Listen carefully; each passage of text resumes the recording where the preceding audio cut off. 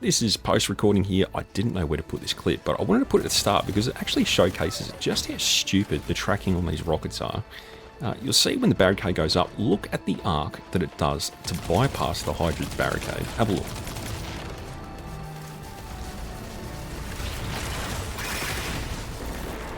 Now that's a lot of damage! Hey there guys, welcome back. Thanks for tuning in. We're going to be looking at another hazardous propulsion build, but it's a bit of an improvement on the last one. I had a comment from a viewer. Now we're looking to see whether we could get a decent loop happening on the ability, because sometimes it is hard to generate these rockets in the sense that you can get the rockets back, but your class ability is not up to scratch and it sort of drags along and it sort of takes out the want or the need or the rush to get your rockets out as quickly as possible. But with what I've been looking at, I'm pretty happy with the loop that we've got for rockets on the way out and the way it boosts the rest of the build. So if you're not too sure or haven't seen this exotic, it is a chest exotic, and as you can see there, the trait is danger close. Weapon precision hits or final blows have a chance to load a kinetic Exodus micro missile. So you only have a chance. I have found that precision hits greatly increase the ability for a rocket to load, as opposed to just a final blow. So try and get those precision hits in where you can. It does load them a lot quicker. Now, the chest armor, as you can see, it was a kinetic missile, and that works really well with our armor set. I was going to go over our armor set soon, but I thought best to put this in the start. You can see there with the 4-piece, defeating powerful combatants or breaking a combatant shield with kinetic damage releases a disorientating kinetic shockwave. So if you break a shield with these rockets, which is very easy to do, if you've got 6 rockets and they each do, I think they do about just under 300 damage per rocket. That's 1,500 damage. There's not really much that's surviving that. And you'll get that shockwave occurring into different enemies as well. And it actually works with the artifact. We've got a bit of an artifact built in there too. So lots of ways to get these missiles going, but we'll start off with the subclass with the armor bonus out of the way. So we're going to be opting for the Void Super. Now there is a reason for that. If you're looking for purely damage, I'd go Thunder Crash, but you want to use a little bit of utility in the artifact and some of these fragments as well. Pretty standard, running Rally Barricade. The reason for that is Tearing Barricade doubles class ability regen, so instead of 19 seconds, it becomes 38, and that is far too long. Choose your jump. It's always going to be strafe over here. We've got Shield Throw, and this is more, it is good to have like an indirect melee, but don't get me wrong, it is a good ability, but we realistically want it for granting an overshield for each target hit. So even if you hit one target, you're generating a portion of overshield, and that is very beneficial for the rest of the build. We'll get into that very soon as to why that is, but just keep that in mind. Grenade, that is going to be our Shackle Grenade.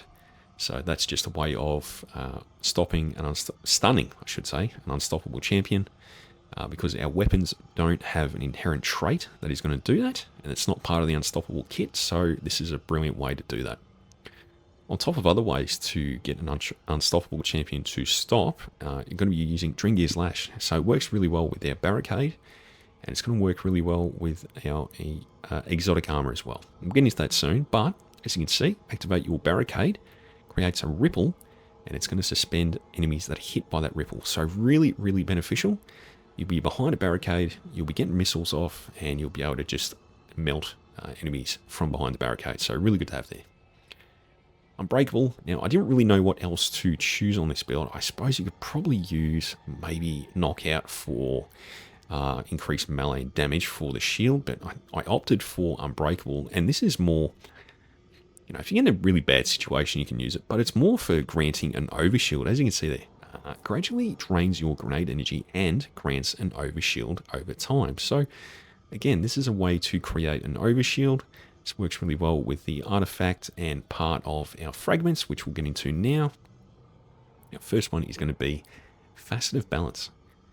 Rapidly defeating targets with light or dark generates melee and grenade energy. So they work in tandem, basically just opposites attract.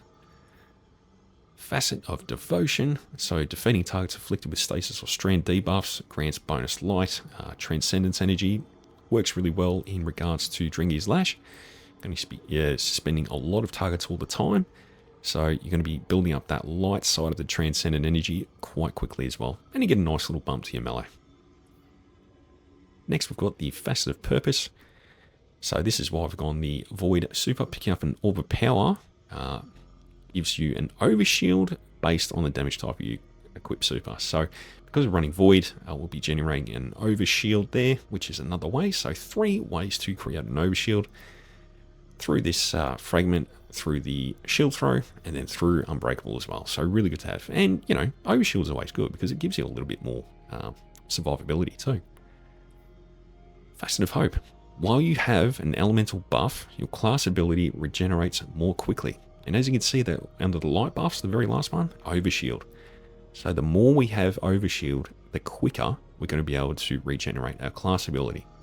Now, having class ability is always good because by the time you've loaded as many rockets as you want, then your barriers are always going to be there to send out, and then your rockets go out, your Dringy's Lash will go out. It's just a really nice rotation to have in terms of damage and utility. Next one's going to be Facet of Courage. Your arc, or basically your light abilities, deal increased damage to targets afflicted with darkness. So again, if you've got a suspended target or they're severed, you'll be doing more damage with, well, we will be doing more damage with the Shield Throw. And get a nice little bump to Grenade as well. Now, I do have this on here. You could probably find another fragment that's going to work.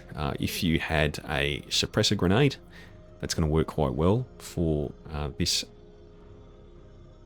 fragment there, because it's going to generate Void Breaches. Now, Void Breaches, as you can see, top right-hand side, Void Breaches grant class ability energy, so it's going to work very nicely.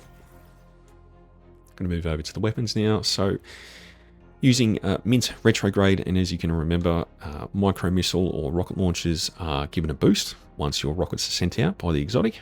So, Mint was a bit of a no-brainer, and it has the anti-barrier ability as well. Going to use Hatchling. We've got Bait and Switch as well. Hatchling because it works with the artifact. We'll get into that shortly. Our second weapon is No Hesitation. So I haven't used this a whole lot. I believe it was the Final Shape campaign where it was dropping. But the reason I've chosen this is the Strategist trait. Final blows with this weapon generate class ability energy. Now, it's not the strongest weapon, right? But if you're knocking down red bars and, the occasional yellow bar, you'll get your class ability back very quickly on top of what we've already generated. Now, I don't have this as a crafted item. It's one that I've just, I think I picked this up. Where did I pick this up from? It was from the Ghost, just from like a Final Shape, Pale Heart engram. So I was just quite lucky to get that roll, and I've just got backup mag, just so there's a few more bullets in the chamber. Last weapon we've got is Gjallarhorn, and this is purely for the fact that rounds fired split into tracking micro missiles. So even without the catalyst with which I'm running, you still get the micro missile on the base version as well. And yeah, look, you want to take advantage of as much damage as you can. So micro missile and the initial rocket is going to be causing extra damage once we pop off with the exotic Danger Close trait. Move into our armor. So just so we've got some ammo generation occurring for Mint, because it has a pretty pitiful ammo generation stat. I think it's about 24. We're going to be using dual special ammo finders with the dual siphon orb generation, which is part of the artifact. We'll jump into that shortly. For the arms, we're using triple focusing strike. So grants class ability energy when you cause damage. So not final blow, when you cause damage. So you don't actually need to defeat an enemy. As long as you're just doing a bit of damage with it, it's going to put in some work. And I believe with the 3 there, that's a 10% regen. And 10%, 19 seconds, it's 1.9 seconds. So it's roughly 2 seconds just for hitting an enemy with your melee. So every bit counts. Moving on to the chest, we're just looking for more ammo generation there. So for our Mint Retrograde, we're getting another 40 points in ammo gen. So that bumps the mid retrograde that I'm running up to about 75, so that's a good stat to have. And the extra 20 points in ammo generation from a single solar ammo will bump this up to 70. I think it's on 50 if we have a look.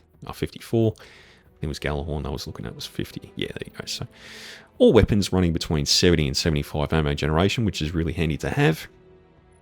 Moving on to the legs, we've got stacks on stacks. So basically grab an orb of power, get a stack of armor charge. Really good to have there. And that armor charge is going to be important for what we've got in our mark. And we're just running insulation and absolution. Basically just to get our class ability cooldown occurring with when you pick up an orb of power, and absolution for reducing all ability cooldowns when you pick up an orb of power. And for the mark, we're just running triple utility kickstart. So there is a portion of class ability that's given back once you have 3 stacks of armor charge, and then you use your class ability. It'll basically consume all the armor charge you have and send it back into your class ability. So I believe with 3, it's roughly about 20-25% straight back immediately, which is really, really good. So that's roughly about 5 seconds there. And on top of, if you hit with a shield throw, that's 7 seconds. So already it's come down almost half before you've even used it. So yeah, really good to have there. Jump into the artifact. First column, pretty standard. So this is for mint, unstoppable because I had to choose one to get the rest of the columns open, and for our auto rifle. Second column is going to be flame, fiber, and freeze. So that's so we've got our solar strand orb generation occurring, and the threadling proliferation, dealing strand damage. Strand weapon damage has the chance to spawn a threadling. Now, this gives a chance to spawn a threadling, and I'm already using the threadling trait on the mint retrograde. So we're going to get a few threadlings happening there, which is really good. Our own little army occurring. So it works really well with pack tactics there in the third column. Dealing damage with threadlings increases threadling damage and has the ability to stun an unstoppable champion. So another way we can stun an unstoppable. And we're going to be using refresh threads on top, picking up an elemental pickup, matching your subclass element, or picking up a tangle equipped grants you energy to your least charged ability. Now, probably won't be using our grenade or melee too often, but I would say that our class ability, our barricade, is going to be the lowest at most times, so it will give a little boost there. Bit of a no-brainer here. Energy acceleration, sustained damage with micro missiles, causes the combatant to emit a kinetic shockwave. So you'll get the shockwave from TechSec, and you'll get the shockwave from this one too. So a lot of disorientation happening and a lot of explosions. Next is going to be elemental coalescence. So defeating targets has the chance to create an elemental pickup matching your equipped super. So again, it's not a certainty, it is a chance, but because we're running the Void super, we're going to be creating Void Breaches. And Void Breaches, when you collect them, they regen or cool down your class ability. Last one for column number 4 is Cauterized Darkness. Because we're going to be suspending combatants and just enemies all the time, they're going to take a lot more solar damage from our auto rifle and Galahorn as well. Last column is going to be Shield Crush, and that is to generate our Void Overshield. So our Void Overshield generation is going to create melee to come back quicker. So we're going to be able to generate the Overshield over and over because we're throwing out so many shield throws. And then creating a tangle by defeating a strand debuff target suspends nearby combatants. So when you suspend a opponent via Drengear Slash, you defeat them, they unravel into a tangle.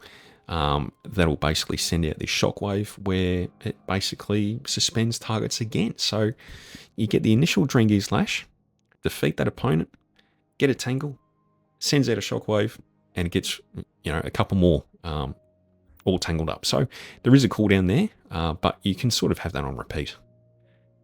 That's pretty much it, guys. I think with what we've got there, we've got a really, really good way to generate class ability energy. Now you can see that it's only 112. Past 100, it's only creating an overshield on top of that.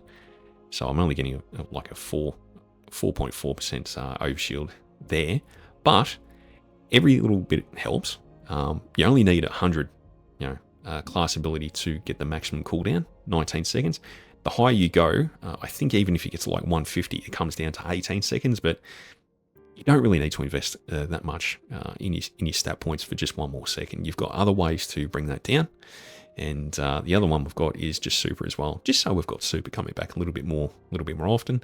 Now, I don't have like the flashiest gear, guys, and I've been trying to sort of farm armor here that gives me a reliability on class and super, but if you can even just get your class up, that's going to help out our exotic chest quite a bit. So look, I'm going to leave you with that, guys. I'm going to leave some footage.